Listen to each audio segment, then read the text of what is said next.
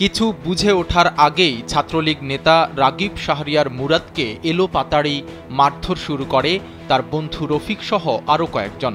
প্রথমে কিল ঘুষি, তারপর লাঠি দিয়ে পেটানো এবং এক পর্যায়ে ধারালো দা দিয়ে কোপানো হয় তাকে। প্রথমে প্রতিরোধ করার চেষ্টা করলেও পরে আর পারেননি মুরাদ, মারা যান হাসপাতালে নেওয়ার পথে।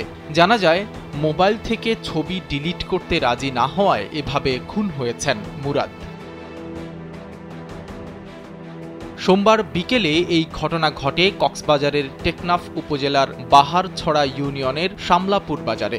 রাজীব শাহরিয়ার মুরাদ বাহারছড়া ইউনিয়ন ছাত্রলীগের সাবেক সভাপতি এবং কক্সবাজার সিটি কলেজের ছাত্র।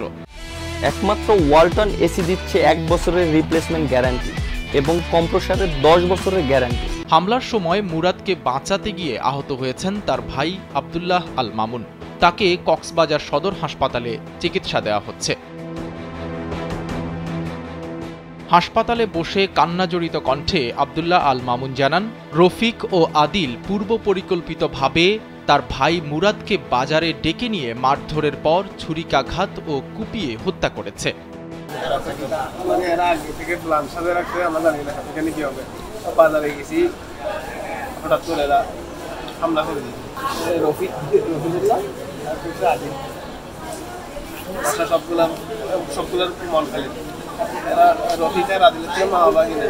স্থানীয়রা জানান, কিছুদিন আগে শামলাপুর এলাকার রফিক দাবি করেন ছাত্রলীগ নেতা মুরাদের মোবাইলে তার একটি গোপন ছবি রয়েছে, কিন্তু মুরাদ সেটা ডিলিট করতে রাজি হচ্ছে না। এ নিয়ে তাদের মধ্যে কথা কাটাকাটিও হয়। সোমবার বিকেলে শামলাপুর বাজারে এ নিয়ে একটি মীমাংসা হওয়ার কথা ছিল। সে অনুযায়ী মুরাদ বাজারে পৌঁছালে রফিক তার খালাতো ভাই আদিলকে সঙ্গে নিয়ে এই হামলা চালায়। টেকনাফ থানার ওসি ওসমান গনি জানান, রফিক এবং মুরাদ পরস্পর বন্ধু ছিল। যতদূর জানতে পেরেছি, এই হত্যাকাণ্ডের পেছনে একটি প্রেমের ঘটনা রয়েছে। তদন্ত শেষে এ ব্যাপারে বিস্তারিত জানা যাবে। আসামিদের গ্রেফতারের সর্বোচ্চ চেষ্টা চলছে। আমরা যতটুকু শুনেছি, এটা একটা প্রেমের কাহিনী আছে। তারা ছিল পরস্পর বন্ধু।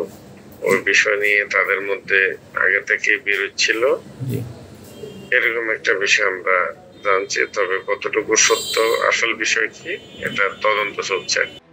কক্সবাজার জেলা সদর হাসপাতালের আবাসিক চিকিৎসক আশিকুর রহমান জানান, নিহত মুরাদের গলায় আঘাতের চিহ্ন ছিল। অতিরিক্ত রক্তক্ষরণের কারণে হাসপাতালে পৌঁছানোর আগেই তার মৃত্যু হয়। লাশটি মর্গে রাখা হয়েছে।